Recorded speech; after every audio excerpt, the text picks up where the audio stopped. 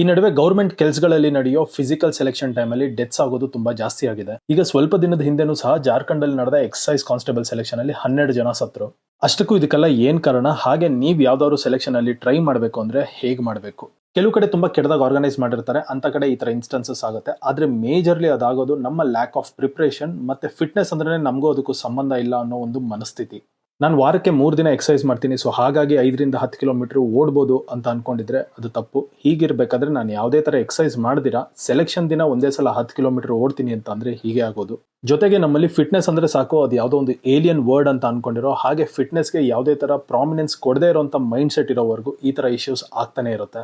ನೀವು ಹೀಗೆ ಎಂಡಪ್ ಆಗಬೇಡಿ. ಸೆಲೆಕ್ಷನ್ಗೆ ಮೊದಲೇನೆ ಸ್ಲೋ ಆಗಿ ಪ್ರಾಕ್ಟೀಸ್ ಮಾಡಿ, ಅದಕ್ಕೆ ತಕ್ಕಾಗಿರೋ ಡಯಟ್ನು ಫಾಲೋ ಮಾಡಿ. ಹಾಗೆ ನಿಮ್ಮ ಸೆಲೆಕ್ಷನ್ಗೆ 1 ವಾರ 10 ದಿನ ಮುಂಚೆನೆ ನಿಮ್ಮ ಟಾರ್ಗೆಟ್ ಡಿಸ್ಟೆನ್ಸ್ ಏನಿದೆ ಅದನ್ನ ಈಸಿಯಾಗಿ ಅಚೀವ್ ಮಾಡೋದಕ್ಕೆ ಟ್ರೈ ಮಾಡಿರಿ. ಜೊತೆಗೆ ಫಿಟ್ನೆಸ್ ಅನ್ನೋದು ಬರೀ ಸೆಲೆಕ್ಷನ್ ಟೈಮಲ್ಲಿ ಮಾತ್ರ ಮಾಡುವಂತ ಕೆಲಸ ಅನ್ಕೋಬೇಡಿ. ಸೆಲೆಕ್ಟ್